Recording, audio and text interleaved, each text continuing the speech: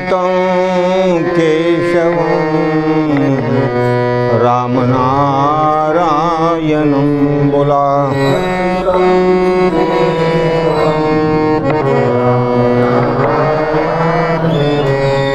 कृष्ण दामोदरं वासुदेवं हरे।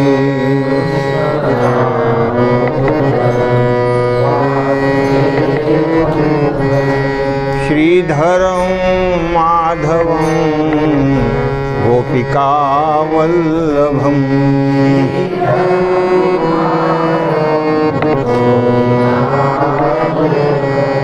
जानकी नायकं रामचन्द्रं भजे।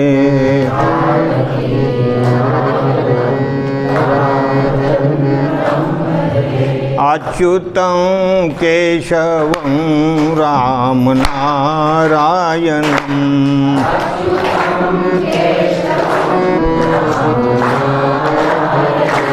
कृष्ण दामोदरं वासुदेवं हरे।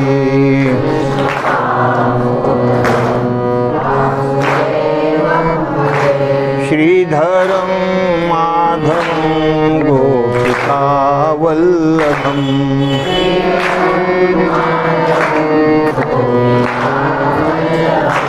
जानकी नायकं रामचन्द्रं भजे।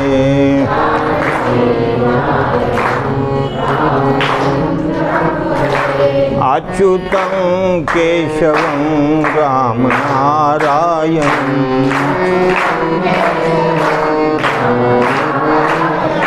कृष्ण दामोदरं वासुदेवं हरे। श्रीधरं माधवं गोपिकावल्लभम् जानकी नायकं रामचन्द्रं भजे। अच्युतं केशवं रामनारायणं कृष्ण दामोदरं वासुदेवं हरे। श्रीधरं माधवं गोपिकावल्लभम् जानकी नायकं रामचन्द्रं भजे। अच्युतं केशवं रामनारायणं दामोदरं वासुदेवं हरे। कृष्ण श्रीधरं माधवं गोपिकावल्लभम् जानकी नायकं रामचन्द्रं भजे। प्रभु रामचन्द्र भगवान बजरंगबली। श्री संत गोस्वामी तुलसीदास परम पूज्य शांति ब्रह्म भगवान बाबा की, परम पूज्य भीमसिंह महाराज, परम पूज्य भक्तराज महाराज की।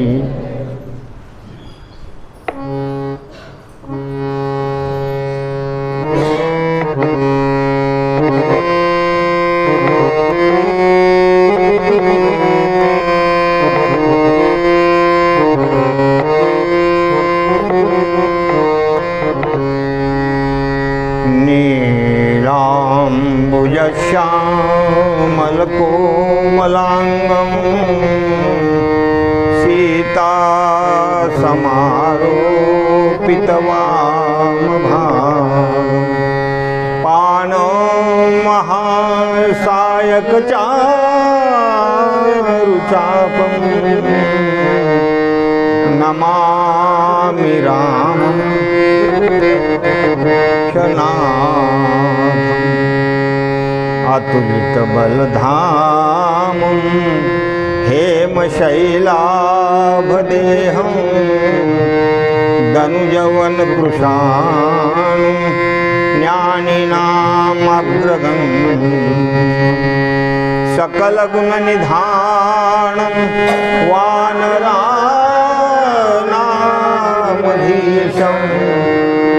रघुपतिप्रियभक्तं वातजातं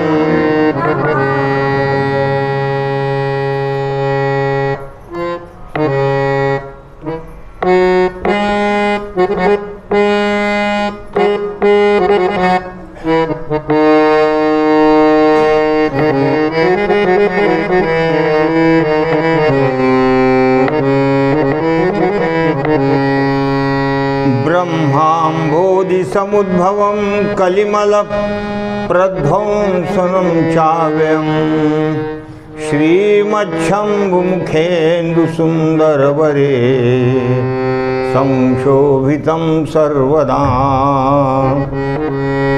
संसारामयभेषजं सुखकरं श्रीजानकीजीवनं धन्यास्ते कृतिन पिबन्ति सततं श्रीरामनामामृतं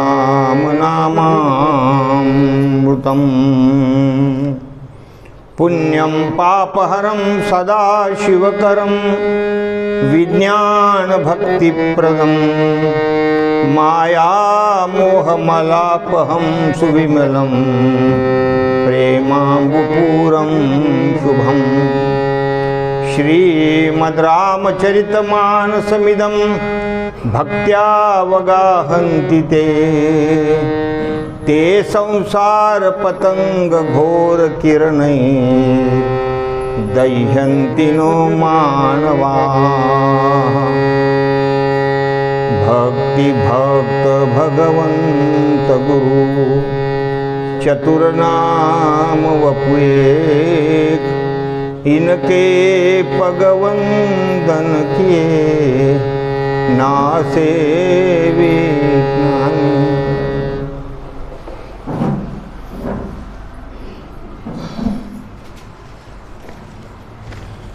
आनंदकंद भगवान रामचंद्र प्रभूची ही दिव्य कथा अंतःकरणामध्ये भगवत प्रेरणेनं स्फुरलेला संकल्प की या चातुर्मास्यामध्ये रामचरितमानस या ग्रंथावर बोलावं, असा एक संकल्प आहे. लहानपणामध्ये या ग्रंथाची रुची आम्हाला आमच्या आजीकडून लागलेली. आमच्या ज्या आजी होत्या त्यांचं नाव बिंदुबाई. त्यांना या ग्रंथाचं खूप प्रेम होतं. शिक्षण नव्हतं, त्यामुळं त्यांना वाचन लिखाण वगैरे काही करता येत नव्हतं. पण ते कुणाकडून तरी हा ग्रंथ ऐकावा, कोणीतरी आपल्यासमोर पारायण करायला पाहिजे असं त्यांना वाटायचं. आणि विशेष करून सगळ्या आमच्या बंधूमध्ये माझ्यावर त्यांचं थोडं काकणभर प्रेम जास्त होतं आमच्या आजीचं. का तर त्यांनी सांगितलं की मी त्यांना वाचन करून दाखवायचं. की काय वाचायचं आहे आजी सांग. काही नाही, मला रामायण वाच, ऐकव, असं ते म्हणायचं.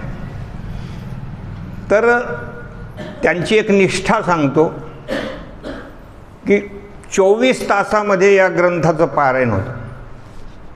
आणि ते पूर्णपणे अखंड 24 तास बसून राहायचे. 24 तास ते पाठसुद्धा टेकत नव्हतं. आणि दिवा तेवत ठेवायचा. दिवा तेवत ठेवायचा. समजा सकाळी 9ला जर सुरुवात केली तर दुसऱ्या दिवशी 9ला ते सुरू व्हायचं. पण त्या बसून राहायच्या. आम्ही मात्र आदलून बदलून राहायचं. 2 घंटे 3 घंटे एक एक जण बसायचं, नंतर दुसऱ्याला बसवायचं. एवढी त्यांना या ग्रंथाविषयी निष्ठा होती. आणि तेव्हापासून बालपणापासून रामचरितमानस हा ग्रंथ जो आहे याच्याविषयी विशेष अशा प्रकारचं प्रेम. आपण या ठिकाणी हे जे नमनाचे श्लोक घेतलेले आहेत हे आपण रोज घेणार आहे. जेवढे श्लोक आपण म्हटलो हे आपण नित्यानं घेणार आहोत. नित्यानं घेता घेता तुमच्या सगळ्यांचे पाठ होऊन जातील. आज जरी तुम्हाला वाटत असलं की आता आम्हाला एवढे श्लोक म्हणता येतील का, पण तुम्ही 2-4 दिवसानं चमत्कार बघा की ते ऐकून ऐकून तुम्ही सगळेच जण ते श्लोक म्हणायला सुरुवात कराल. आणि त्या श्लोकाचा काय अर्थ आहे ते अगोदर तुम्हाला सांगतो. भगवंताला जे नमन केलेलं आहे की नीलांबुज श्यामल कोमलांगम, नीलकमलाप्रमाणे अत्यंत श्याम म्हणजे सावळ्या रंगाचे, कोमलांगम शूरवीर आहेत पण अंग खूप कोमल आहे, खूप सुंदर आहे. म्हणून तर बघा भगवंताचा जिथे जिथे विग्रह आहे ते अत्यंत सुंदर 10 वर्षाच्या लेकरासारखं असतं. कृष्ण भगवंताचा फोटो बघा, प्रभू रामचंद्रांचा फोटो बघा, तुम्हाला एकदम तजेलदार अशा प्रकारचे फोटो दिसतील. 10-11 वर्षाचे लेकरं जसे सुंदर असतात, कोमल असतात, त्याप्रमाणे की कृष्ण भगवंतानं हातात काठी घेतलेली आहे, पायाला पट्टे लावलेले आहेत आणि असं कुठं चाल पाहिलं का सांगा की गुडघ्यात ते हे घातलेले आहेत, असं कधी पाहिलं का तुम्ही फोटो सांगा. प्रभू रामचंद्राचा असा फोटो पाहिला का? म्हणून ते शूरवीर आहेत परंतु अत्यंत कोमलांग आहे, अत्यंत सुंदर. नीलांबुजस शावळा रंग आहे, कोमलांगम सीता समारोपित वामभागम. वामभाग म्हणजे डावा भाग, डाव्या भागाला भगवती माता सीता आहेत, सीताजी आहेत. सीता समारोपित वामभागम पाणव महासायक चारुचापम. पाणव म्हणजे हातामध्ये धनुष्यबाण धारण केलेलं आहे प्रभू रामचंद्राने. पाणव महासायक चारुचापम नमामि रामम रघुवंशनाथम. असे रघुवंशामध्ये अवतीर्ण झालेले म्हणून रघुकुल म्हणतात ना. रघुकुल रीत सदा चलिया, हे रघुकुलाचं जे वर्णन आहे की रघुवंशामध्ये भगवान रामचंद्र प्रभू अवतीर्ण झालेले. नमामि, अशा भगवान रामचंद्र प्रभूला माझा नमस्कार असो. या श्लोकाचा अर्थ सांगायचा एवढ्याकरता की हा श्लोक म्हणताना तुम्हाला ते ध्यान डोळ्यासमोर आलं पाहिजे म्हणून अर्थ सांगायचा. दुसरा श्लोक आहे हनुमंतरायाच्या बाबतीमध्ये. अतुलित बलधामम हेम शैलाभ देहम. हनुमानजीचं वर्णन या श्लोकामध्ये केलेलं आहे. अतुलित म्हणजे हनुमंतरायामध्ये एवढं बल आहे की त्याची तुलना करता येणार नाही. अतुलित, जसं काही काही गोष्टीच्या तुलना करता येतात की हा पैलवान आहे, हा अमुक्या अमुक्यासारखा आहे, अशी तुलना करता येते. याच्या जोडीला अमुक आहे, तमुक आहे. पण हनुमंतरायामध्ये किती बल आहे की हनुमंतरायाचा कोणी तो WW बरोबरी करू शकतो का? सांगा बरं तुम्ही. अतुलित, अतुलित म्हणजे ज्याची तुलनाच होणार नाही. अतुलित बलधामम हेम शैलाभ देहम. हेम म्हणजे सोनं, शरीरावर त्यांच्या सोन्यासारखी कांती आहे. सोनं जसं चम चम चम करत असतं बघा.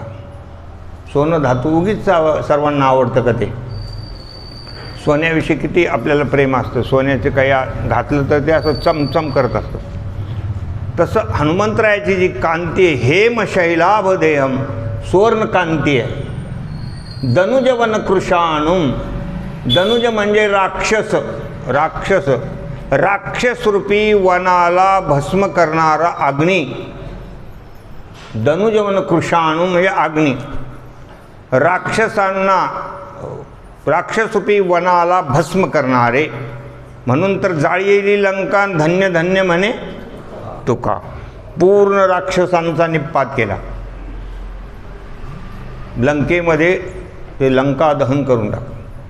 धनुजवन कृशाणुम ज्ञानीनाम अग्रगण्यम.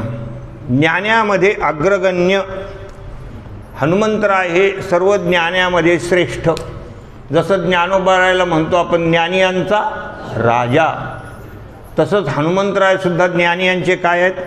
राजे आहेत. ज्ञानीनाम अग्रगण्यम सकल गुणनिधानम. काही माणसं ज्ञानी असतात पण अहंकारी खूप असतात, पण यांच्याकडं सगळ्या दैवी संपत्ती, सकल गुण, गुण म्हणजे सगळे गुण, सकल गुणनिधानम सगळ्या गुणाचा ठेवा, सकल गुणनिधानम, आणि वानराणामधीशम, कपिकुळामध्ये सर्वात श्रेष्ठ म्हणजे कपिकुळी हनुमंत असं जे वर्णन आलेले, कपिकुळामध्ये सर्वात श्रेष्ठ.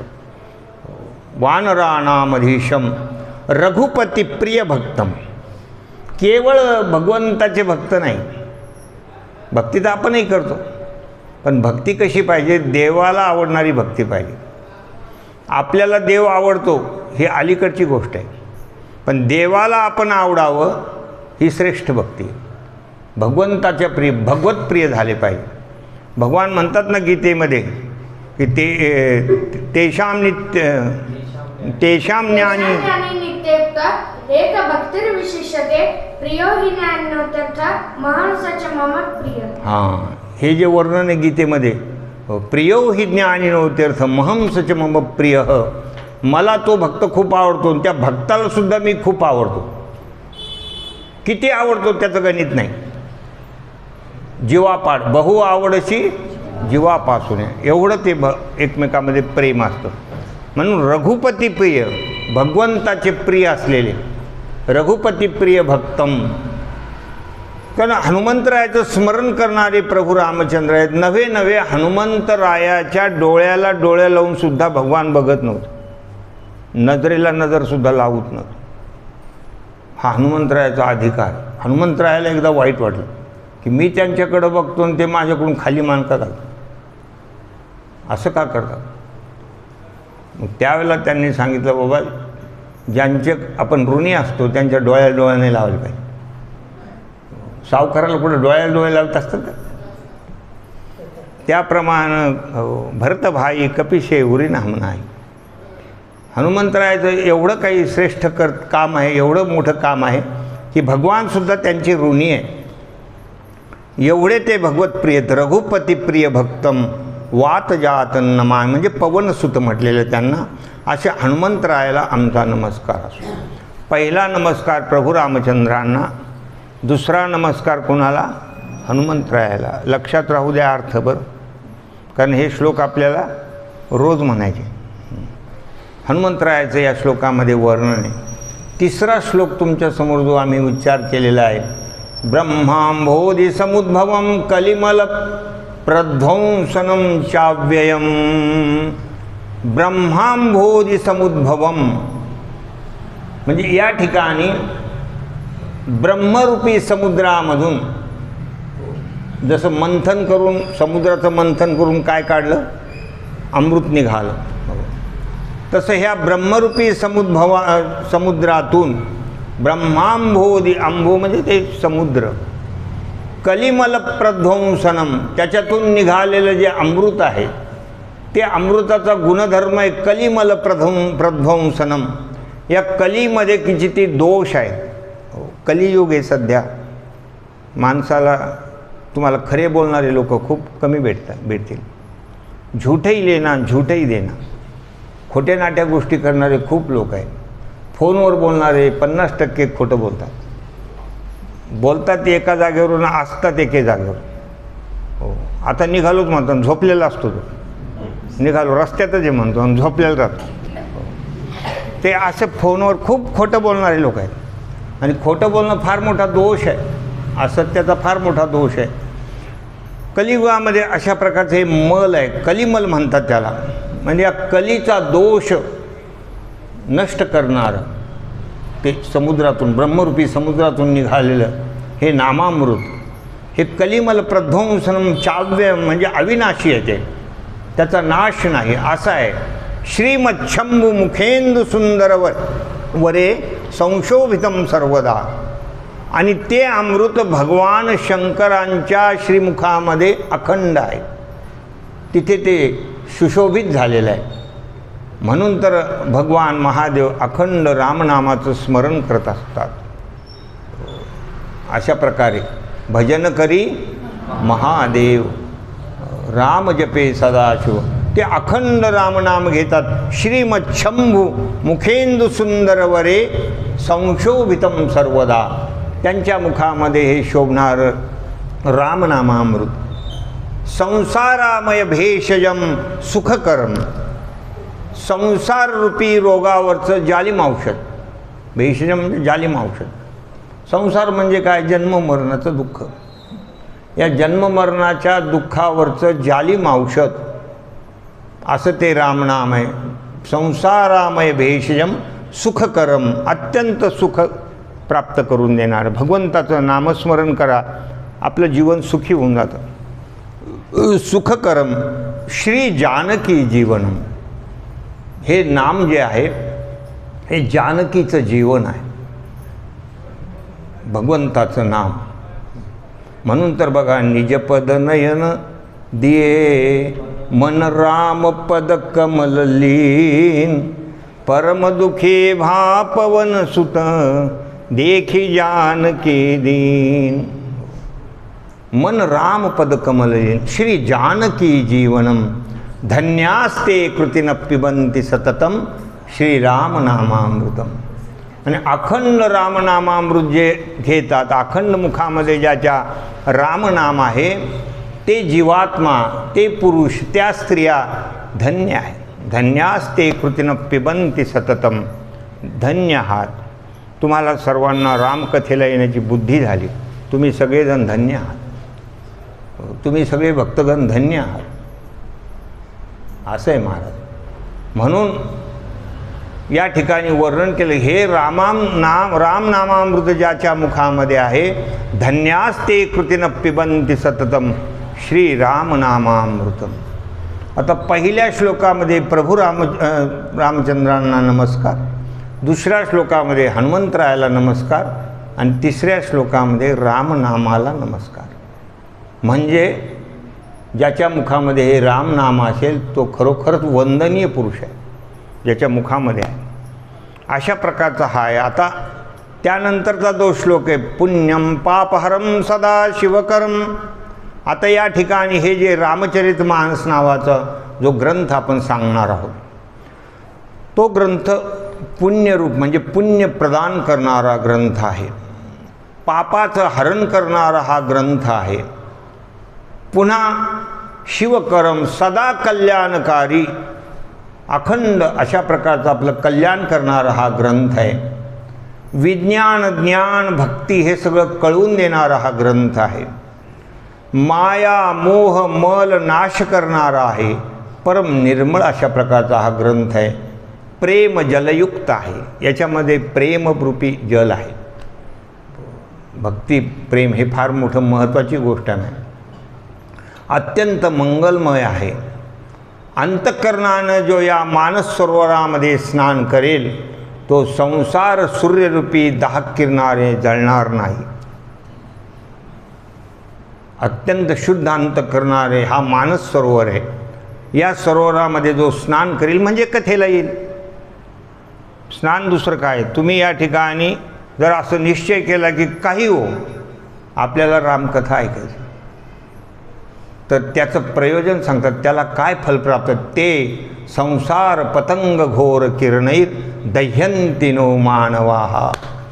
तो संसार रूपी सूर्यरूपी दाहक किरणानं कधीच जळणार नाही. त्याला या संसाराचे चटके कधी जाणवणारच नाही.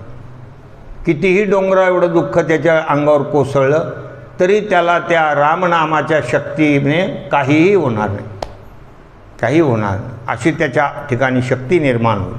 जसं आपण म्हणतो ना, एक वलय तयार होत असतं. जसं आपल्या भोवती जर असं सुदर्शन चक्र फिरू लागलं तर कितीही मोठा डोंगर एखाद्याने अंगावर फेकला तरी त्याचे छर्रे होऊन जाते. तसाच हा प्रकार आहे. जसं भक्त प्रल्हाद आहे, अखंड नामस्मरण केल्यामुळे एवढं त्यांना त्रस्त केलं हिरण्यकश्यपूनं, पण त्यांना काहीच झालं नाही. त्याचं वर्णन आलेलं नाही.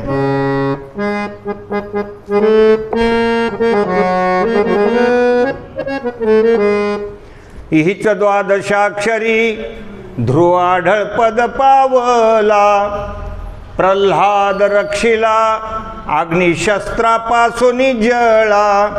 बाप रखुमा देवीवर विठ्ठल तुम्ही घ्या रे वेळोवेळा. तो कळी काळापासून सोडविल अवलिळा, सोडविल अवलिळा. ओम नमो भगवते वासुदेवाया द्वादशाक्षरी मंत्र न जपसी काया. अशा प्रकारचं या सगळ्या श्लोकाचा हा अर्थ आहे. म्हणून श्लोक आपल्याला हे नित्यानं म्हणायचे. आणि आपण पाचवा जो उच्चार केला, भक्ती भक्त भगवंत गुरु चतुर्नाम वपू एक. भक्ती भक्त भगवंत आणि गुरु महाराज हे नाव वेगवेगळे आहेत पण ते एकच आहे. 4 नाव आहेत पण आहे काय, एकच आहे. म्हणून तुम्ही भक्ती करा, भक्त व्हा, परमात्म्याची सेवा करा. हे सगळं जे काही भक्ती भक्त भगवंताने गुरु महाराज सद्गुरूवर श्रद्धा ठेवा.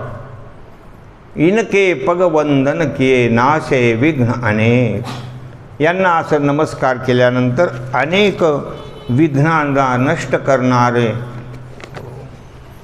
हे 4ही गोष्टी कोणत्या, भक्ती भक्त भगवंत गुरु. आता जो ग्रंथ आपण सांगणार आहोत त्या ग्रंथाचं थोडंसं रूपक सांगतो तुम्हाला.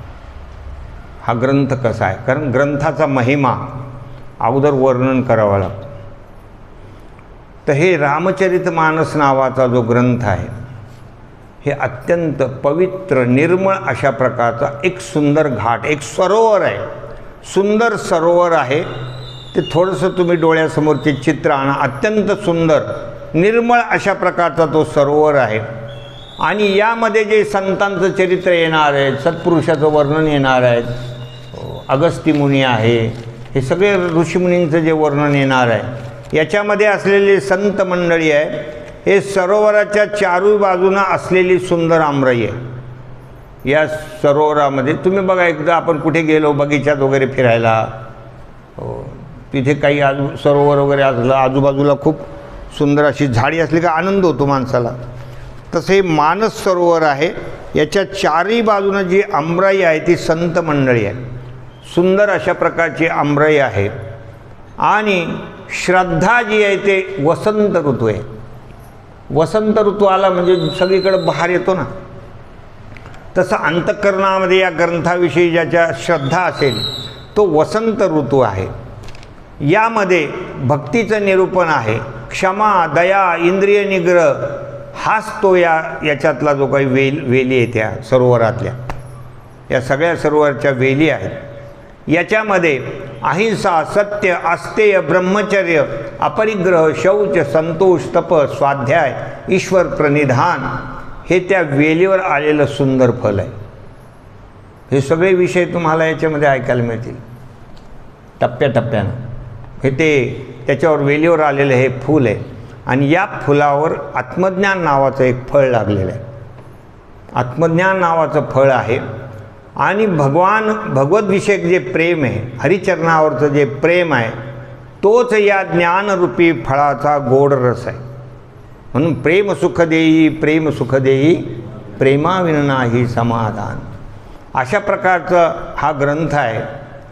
ग्रंथामधले जे अनेक कथा प्रसंग आहेत, वेगवेगळ्या याच्यामध्ये कांडमध्ये 7 कांड आहेत ना, त्याच्यामध्ये वेगवेगळ्या प्रकारच्या कथा आहेत. हे सगळे कथा प्रसंग, जसं आपण सुंदर पोपट आहे, कोकिळा आहे, रंगीबेरंगी पक्षी बघितल्यावर आपल्याला जसा आनंद होतो, हो, तो पोपट बघितला की माणसाला काय होतो, आनंद. तो पक्षी आनंददायी पक्षी आहे. गिधाडाला पाहून नाही होत, पण पोपटाला पाहिलं की माणसाला आनंद होतो. राघू असं माणसाने, आम्ही जरी पोपटाला लहानपणी बघायचो ना, तर त्याला मिठू असं काहीतरी हाका मारायचो आम्ही, आणि ते सुद्धा असा आवाज द्यायचा, तर त्यावेळेला खूप आनंद व्हायचा तो. तसं हे ज्या ठिकाणी या ग्रंथामध्ये वेगवेगळे प्रसंग, पोपट, कोकिळा, रंगीबेरंगी पक्षी याचे सुंदर आहेत. या कथेतले जे अष्टसात्विक भाव आहे तोच याच्यातला सुंदर बगीचा आहे, वनराई आहे. आणि आपलं जे निर्मळ मन आहे ते बगीच्याचं रक्षण करणारा माळी आहे. म्हणून कथेमध्ये मन कसं पाहिजे, निर्मल मन जन सो मोही पाहावा, मोही कपट छल छिद्र न भावा. या बगीच्याचं तुम्हाला रक्षण करायचं असेल तर मन कसं पाहिजे, निर्मळ. हे बगीच्याचं रक्षण करणारं पाहिजे. तर ते निर्मळ मन ते बगीच्याचं रक्षण करणारं आहे. त्याच्यानंतर हे चरित्र सांगणारे जे आहेत ते सरोवराचं रक्षण करणारे आहेत. हे चरित्र रामकथा जे सांगणारे असतात ते या सरोवराचं राखणदार आहेत, रक्षण करतात.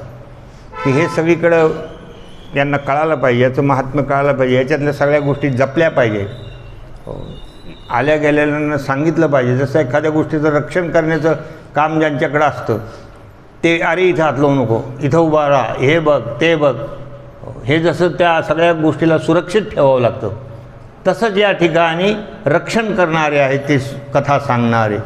आणि श्रवण करणारी जी मंडळी आहे ते या मानसचे अधिकारी देव आहेत. श्रवण करणारी तुम्ही जी मंडळी त्या रामचरितमानसमधले अधिकारी प्रत्यक्ष देव आहे. तुम्हाला जरी वाटत असं आम्ही कशाचे देव, पण तसं नाही. तुम्ही प्रत्यक्ष देवच आहात. कारण अंतःकरणामध्ये दैवी शक्ती निर्माण झाल्याशिवाय मनुष्याचे पाय इकडे ओढतच नाही. म्हणून हे श्रवण करणारे याच्यातले अधिकारी देव आहेत. या ग्रंथामध्ये ज्या चौपाया आहेत ते सरोवरातले कमळ आहेत. कमळ कसं सुंदर असतं तसं याच्यातल्या चौपाया ज्या आहेत ना ते फार गोड आहेत, फार गोड आहेत. मी कुठेतरी एकदा कीर्तनाला गेलो, एक नवीन मनुष्य होता. तो मला कीर्तन झाल्यावर म्हणला, महाराज तुम्ही जे ते चौपाई म्हणता ना, हो त्याच्याने आम्हाला खूप आनंद होतो, असं तो म्हणला. त्याच्याने खूप आनंद होतो. म्हणजे ते एक कमळच आहे, अंतःकरणातलं जे काही कमळ ते उमळून जातं महाराज. अशा प्रकारची ही चौपाई कमळ आहे. याच्यामध्ये छंद आहे, सोरठ आहे, दोहे आहेत, ते सुद्धा त्या ठिकाणी रंगीबेरंगी अशा प्रकारचे कमळच आहेत. या सरोवरामध्ये सुंदर अशा प्रकारचे 4 घाट आहेत. या मानस सरोवरामध्ये 4 घाट आहेत आणि त्या 4 घाटावर 4 जण कथा सांगतायत. काकभूषुंडीजी गरुडाला सांगतात, भगवान महादेव पार्वतीला सांगतात, याज्ञवल्क्य भारद्वाजाचा संवाद आहे आणि गोस्वामी तुलसीदासजी तुम्हाला आम्हाला सगळ्या भक्तांना ही कथा सांगतात. हे त्याच्यातले 4 घाट आहेत. मग या सरोवरामध्ये काही लोकांना यावं वाटत नाही. ते कोण? कुसंगी, कुतर्की, मोहग्रस्त, ते इकडे येत नाही. त्यांना हे आवडतच नाही, कारण ते त्यांची संगतीच चांगली नसते ना. त्यांना कोणीतरी तंबाखू देणार भेटला बदल, संगत चांगला नसतो, त्याच्यामुळे त्यांना इकडे यावं वाटत नाही. अशी याच्यात एक चौपाई आलेली. आवत यही सर अति कठिनाई, राम कृपा बिनु आई न जाई. असे लोक इकडे येत नाही, त्यांचे पाऊल इकडे ओढत नाहीत. ते झोपून राहतील, काहीतरी बस भोगविलासामध्ये गुंतून राहतील. असे कुसंगी, कुतर्की, मोहग्रस्त लोक ते इकडे यायला भीत असतात. आणि एखादा चुकून आला, काही लोकांना सवय असते, चल रे बळजबरीनंच आणायचं, तर मग तो येऊन झोपतो. ते अगोदर कोपरा कापरा बघत असतो, कोणत्या तरी एखाद्या कोपऱ्याला जाऊन बसायचं, मग तो झोप घेतो, त्याच्यानंतर काहीतरी निंदा करील, त्याच्यात काहीतरी दोष काढील, अशा प्रकारचे ते लोक असतात. आणि या मानस सरोवराची जी कन्या आहे ती शरयू आहे. या अयोध्येमध्ये ती मानस सरोवराची कन्या आहे, लाडकी कन्या. आणि त्या शरयूमध्ये जे कोणी स्नान करतील त्या स्नानानं सर्व प्रकारचे दोष नष्ट होतील. अशा प्रकारचा या ग्रंथाचा महिमा तुम्हाला वर्णन करून सांगितलेला आहे. आता यानंतर ज्यांनी हा ग्रंथ लिहिलेला आहे त्यांचं थोडंसं चरित्र, गोस्वामी तुलसीदासजींचं. कारण ग्रंथाचं लिखाण करणारे कोण आहे यांची माहिती होणं फार गरजेचं असतं. त्यांचं थोडंसं चरित्र आपण वर्णन करून सांगणार आहोत. की गोस्वामी तुलसीदासजी या प्रयागराजाजवळ चित्रकूट जिल्ह्यामध्ये राजापूर नावाचं एक गाव होतं. आणि त्या राजापूर गावामध्ये आत्माराम दुबे नावाचे एक प्रतिष्ठित आणि तपस्वी ब्राह्मण होते. प्रतिष्ठित म्हणजे चांगले समजा तुम्ही, म्हणजे आर्थिक दृष्टीनं सुद्धा चांगले होते आणि तपस्वी होते, ब्रह्मकर्म पालन करणारे होते. अशा प्रकारचे तपस्वी ब्राह्मण होते. त्यांच्या पत्नीचं नाव हुलसी होतं, हुलसी त्यांच्या पत्नीचं नाव. संवत 1554 आणि इसवी सन 1498 या इसवी सनमध्ये श्रावण शुद्ध सप्तमी अभुक्त मूळ नक्षत्रामध्ये तुलसीदाजींचा जन्म झालेला आहे आणि जवळजवळ 528 वर्षाचा कालावधी निघून गेलेला आहे. 528 वर्ष झाले गोस्वामी तुलसीदाजींचा जन्म झालेला आहे. या मूळ नक्षत्रावर जन्म झाला, पण ते जसं संतांचं चरित्र हे थोडं दिव्यच असतं. जसं भगवंताचं जन्मकर्मच मे दिव्यम मेवमेव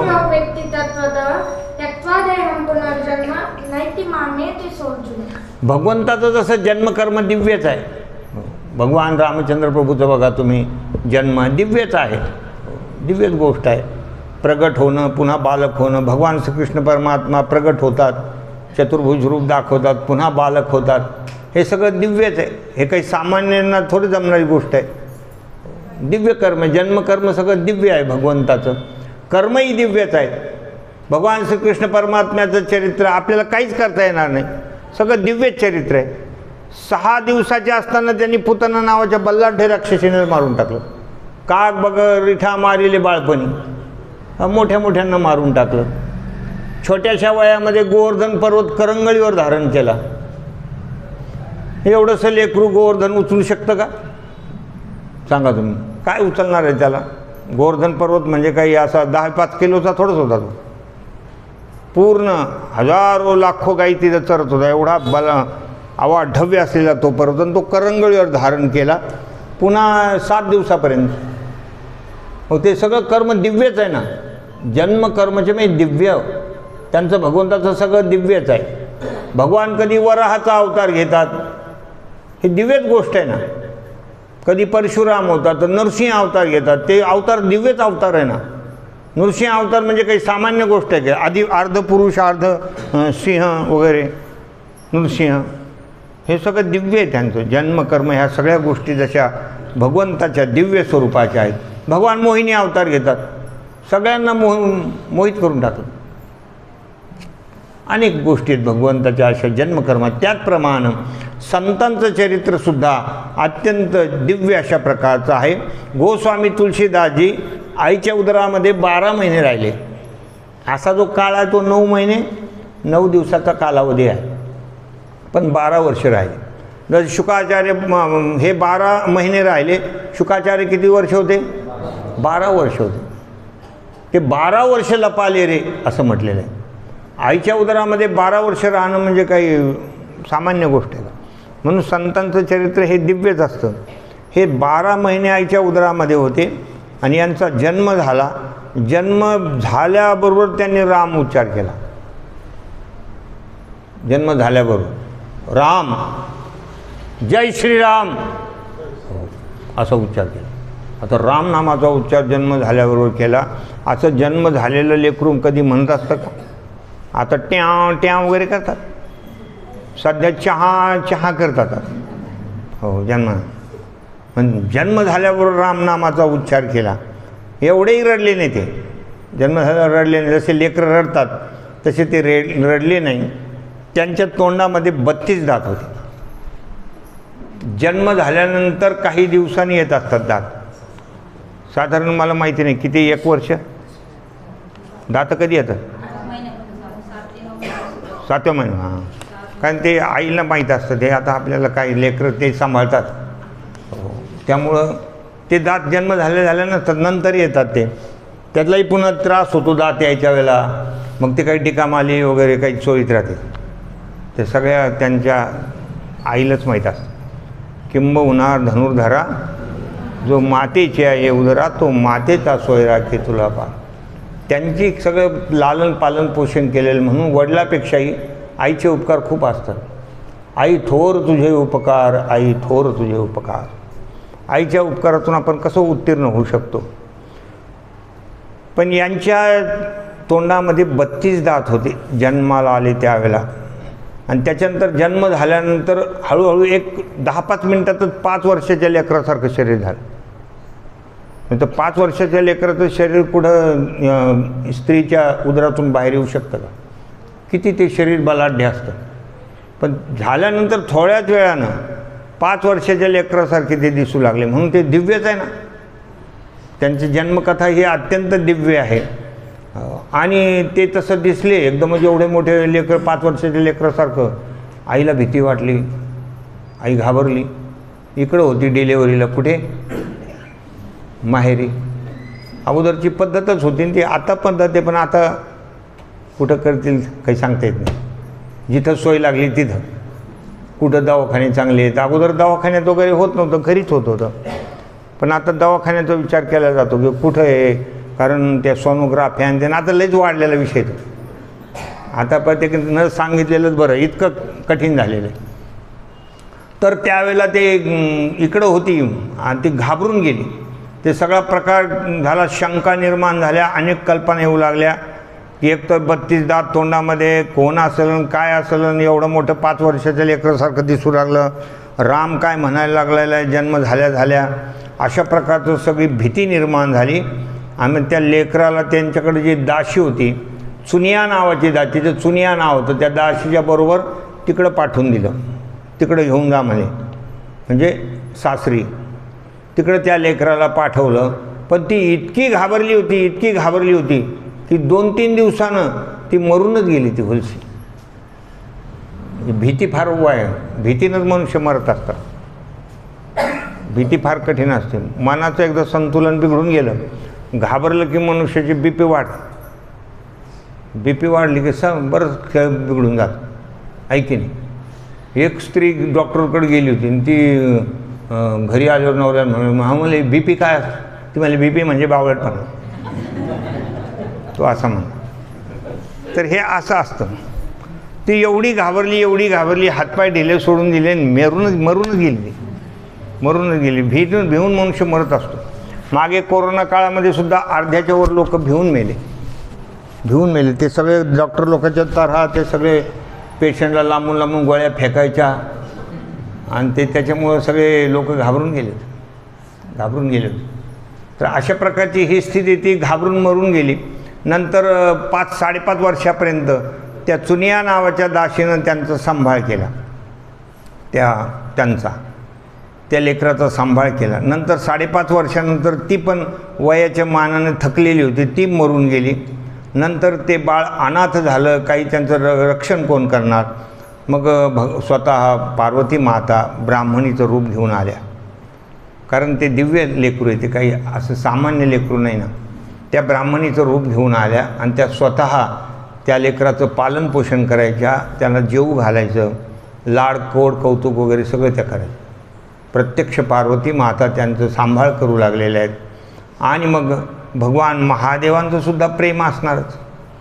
पार्वती माता स्वतः पालनपोषण करायला येतात, भगवान महादेवाचं किती त्या लेकरावर प्रेम असेल. म्हणून भगवान महादेवाच्या प्रेरणेनं ते रामशैलावर एक अनंतानंदजी नावाचे एक अधिकारी पुरुष होते, सत्पुरुष होते.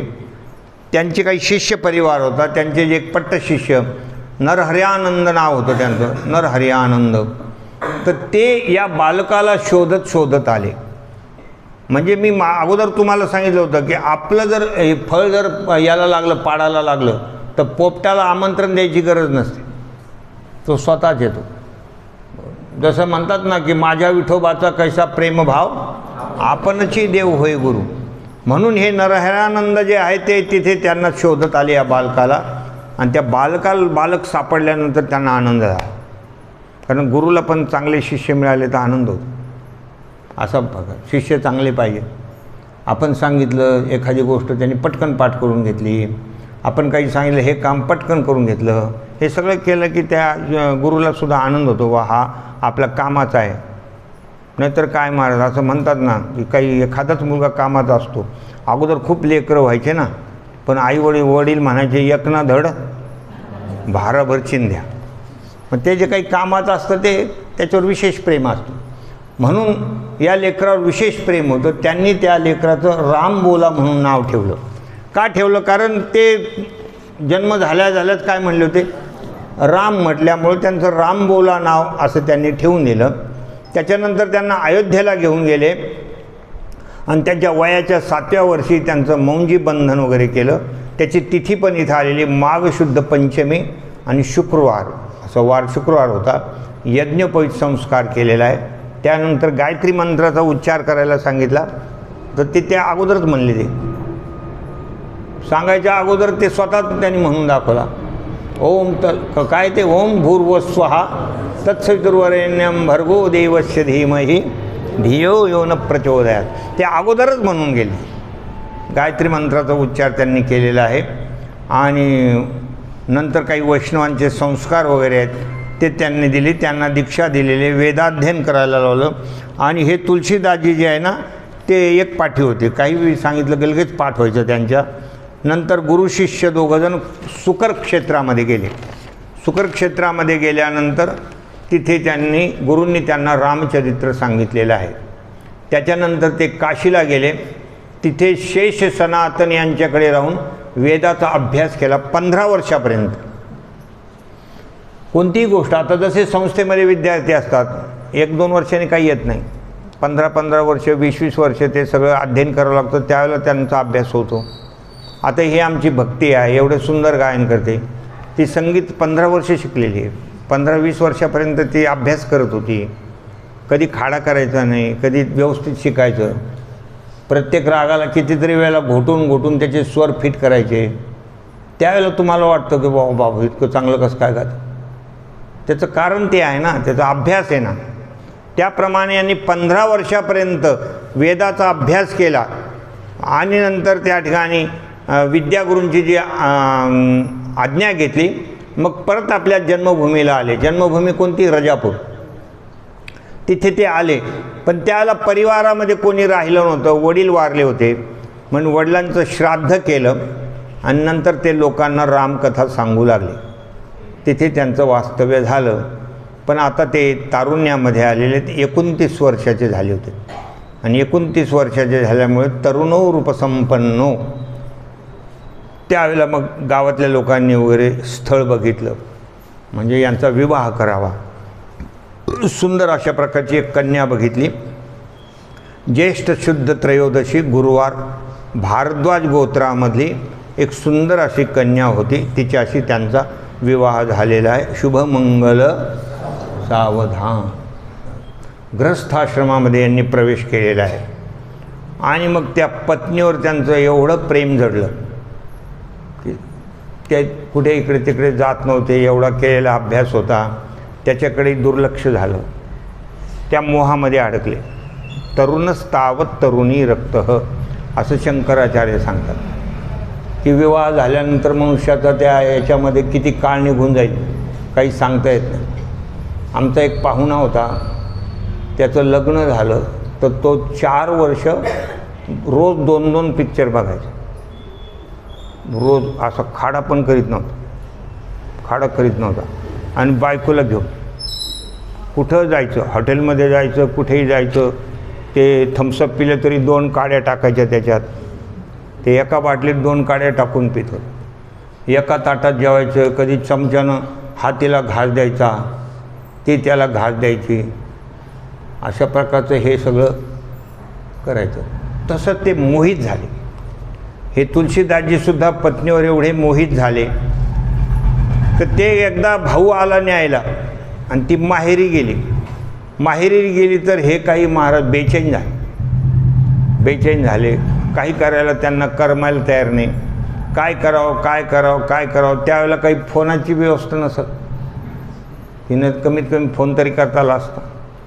हॅलो अशा प्रकारे बोलायची व्यवस्था नव्हती. आणि जास्त त्यांना आठवण यायला लागली. मग ते राहावलं गेलं नाही, ते लगेच मागोमाग गेले. ते जुने लोक असे म्हणायचे, लावण्यामागं धावण्या डफड्यामागं तुंतून, असे जुनं लोक म्हणायचे. तसं ते लगेच तिथे गेले भेटायला गेल्यानंतर त्यांना आलेलं पाहिलं आणि त्या पत्नीनं सांगितलं की का हो म्हणले, आजच मी आले, तुम्ही लगेच संध्याकाळी परत आलात. या हाडामासाच्या शरीरावर एवढं प्रेम, एवढी आसक्ती, याच्यापेक्षा अर्धप्रेम जरी तुम्ही देवावर केलं तरी तुमचं कल्याण. असं बायकोनं उपदेश केला आणि तो उपदेश त्यांनी धारण केला. कुणाकडून का होईना, आपल्याला काय मिळालं पाहिजे? ज्ञान मिळालं पाहिजे. योग्य अशा प्रकारचा उपदेश त्यांना ते लागू झाला आणि लगेच त्यांना वैराग्य झाला. अरे तू बरोबर मला योग्य मार्गाला लावलेलं आहे, मी खरोखरच तुझ्यामध्ये खूप मोहित झालो होतो आणि आता मी हे सोडून दिलं. वैराग्य निर्माण झालं. प्रयागाला निघून गेले. त्याच्यानंतर साधूचा वेश त्यांनी धारण केला. तीर्थाटन करू लागले. तीर्थाटन करता करता काशीला गेले. मानस सरोवराजवळ त्यांना काकभूषुंडीचं दर्शन झालं. त्यांच्या आता खरो योग्य मार्गाला ते लागलेले आहेत. काकभूषुंडीचं त्यांना दर्शन झालं. काशीमध्ये ते रामकथा करू लागले. रामकथा करताना ते नित्यनेमानं सकाळी जे ते बहिर्दिशेला जायचे ना, त्यांच्याजवळचा जो तांब्यातलं उरलेलं पाणी असायचं ते एका झाडाखाली टाकायचे. काही कथाकार सांगतात की ते रुट्टीचं झाड होतं, कशाचं का असं होतं बो, एक झाड होतं आणि त्या झाडाजवळच्या बुंध्याजवळ एक पिशाच्य होतं. त्याला ते रोज पाणी मिळायचं. ते झालं खुश, कारण पिशाच्याला ते पाणी जास्त आवडतं. असं फिल्टर बाटल्या पित नाही ते पाणी जास्त आवडतं. जे असे घाणेरडे पाणी पिणारे राहते ना, ते भूतच राहतं. हो, तर अशा प्रकारे ते त्या भूतात, तिथे जे भूत होतं ते झालं यांना प्रसन्न. रोज पाणी पिऊन पिऊन ते प्रसन्न झालं. आणि मग महाराज त्या भूतानं त्यांना सांगितलेलं आहे, इथे जे वर्णन आलेलं आहे की हनुमानजीचा पत्ता त्यांना सांगितला की तुमचं कल्याण व्हायचं असेल तर तुम्ही तिथे जा, तुम्हाला हनुमंतरायाचे दर्शन होईल. आणि कुठे म्हणले काही नाही, जिथे कुठे रामकथा असेल तर एकदम सुरुवातीला जो येऊन बसतो, रामकथा प्रारंभ होणे महाराजांच्या आधी पण रामकथेचं हनुमंतरायाला एवढं प्रेम आहे, सगळ्याच्या अगोदर जेवून बसतो तो हनुमंतराय असतो. आता तुम्ही ध्यान ठेवा.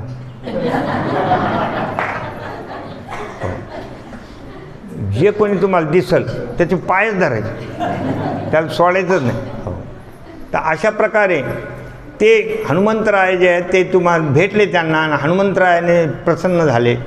आणि मग म्हटले बा काय पाहिजे तुम्हाला? काही नाही म्हणले, प्रभू दर्शन की आस, रामप्रभूचं दर्शन व्हावं एवढी माझी इच्छा आहे. मग ते हनुमंतरायाने सांगितलं चित्रकूटमध्ये तुम्ही जा, तिथं तुम्हाला दर्शन होईल. ते चित्रकूटावर गेले. रामघाटावर ते भगवंताचं नामचिंतन करत होते, आसनावर बसले होते.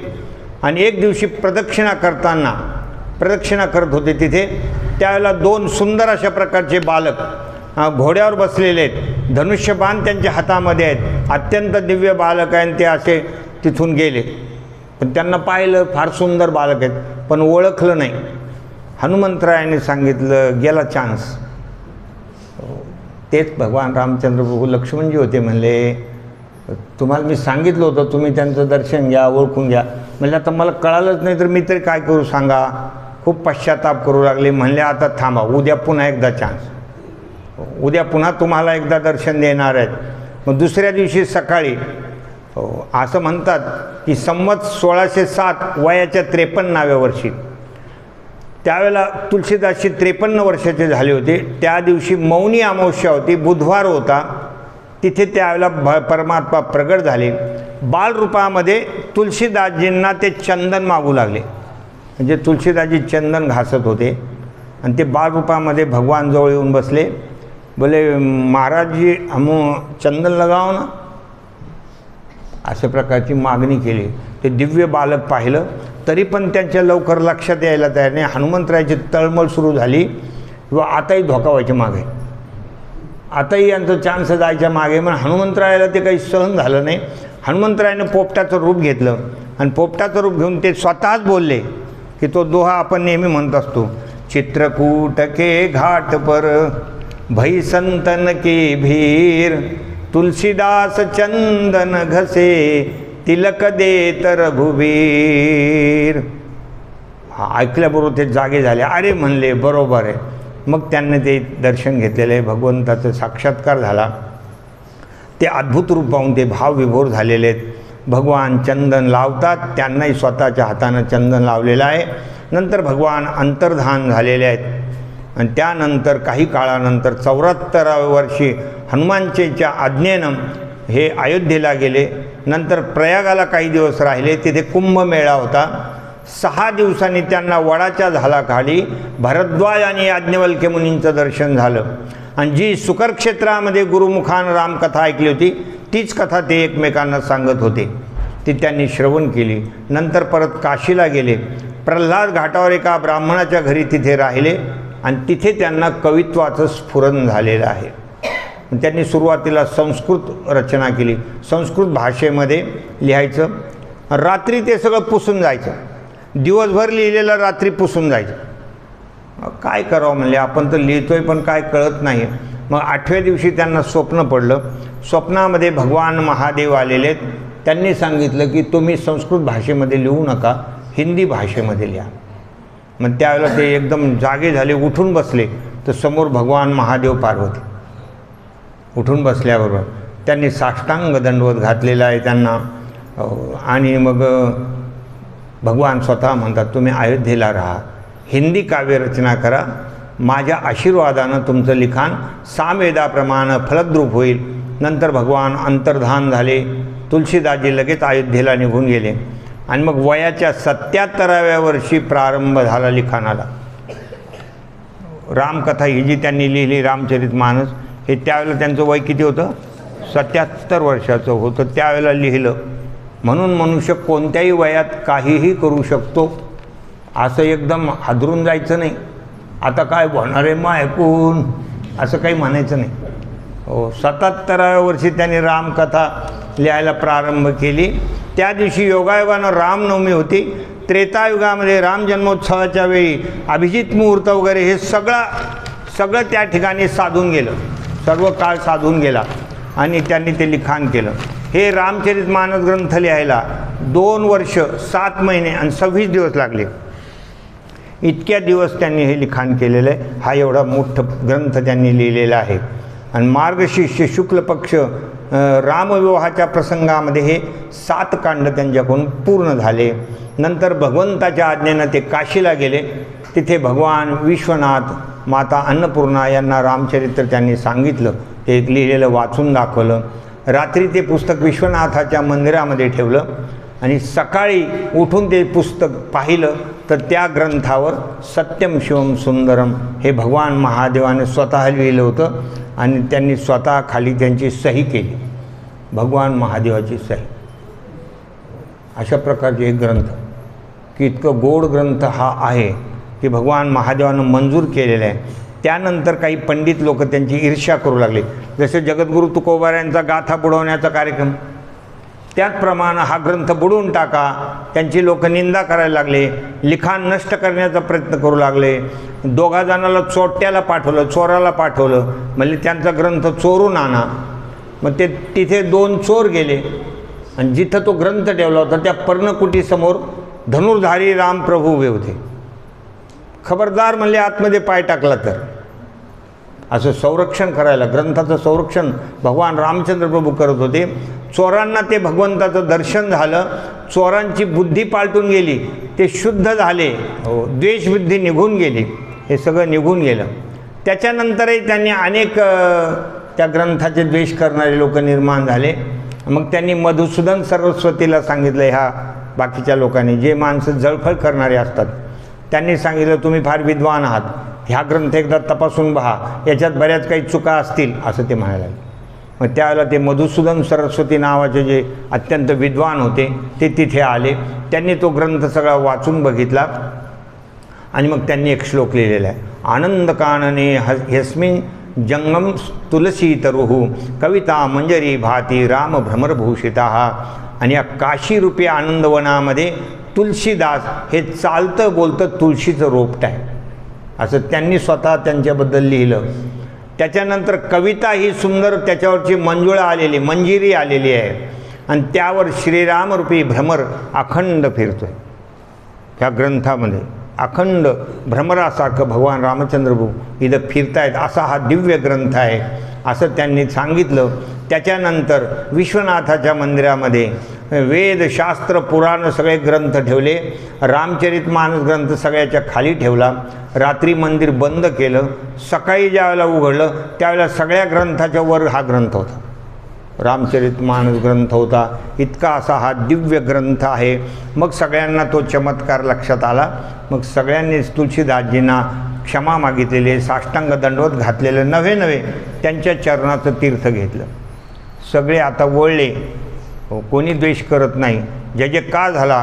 गोस्वामी तुलसीदास महाराज की जय असं त्यांचा जय जयकार झालेला आहे. त्यानंतर त्यांचा जो काही कालावधी आहे तो संपत आलेला आहे. 126 वर्षे ते जगले ते तुलसीदासजी. श्रावण वद्य तृतीया शनिवारी अशी घाटावर श्री गोस्वामी तुलसीदासजीनं रामनामाचं भजन करत करत करत आपला देह ठेवलेला आहे. असं एक गोस्वामी तुलसीदासजींचं चरित्र आहे. इथपर्यंत आपण आजच्या या कथेमध्ये बघितलेलं आहे. उद्यापासून नमलाला आपण प्रारंभ करणार आहोत. वर्णानामर्थसंघाणाम रसानाम छंदसामपि मंगलानांच कर्तारो वंदे वाणी विनायको हे आपण उद्या बघणार आहोत. आता रोज हनुमान चालीसा शेवटी आपल्याला घ्यायचा आहे. त्याच्यातली एक चौपाई महिला मंडळी म्हणायची, एक चौपाई पुरुष मंडळी म्हणायची. चातुर्मास्यामध्ये आपले सगळ्याचे सामुदायिक हनुमान चालीसाचे पारायण पण होऊन जातील. म्हणून श्री गुरुचरण सरोज रज निज मन मुकुर सुधार वरनो रघुबर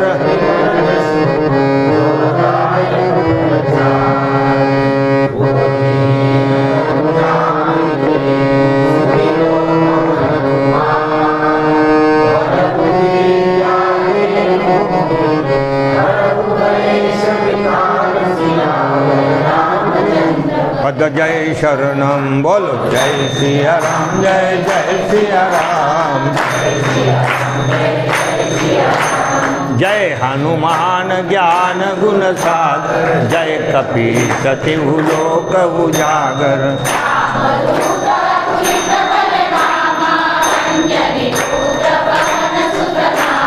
महावीर विक्रम बजरंगी सुमति के संगी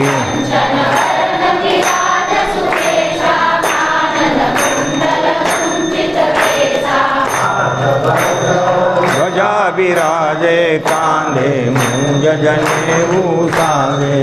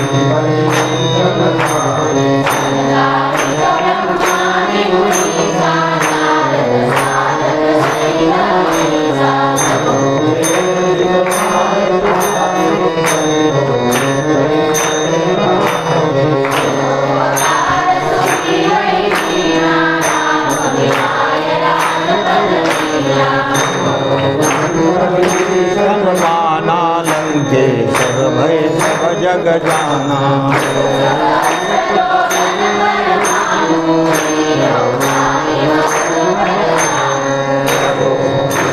मेरी मुख माही जल दिला गए अचर जनाई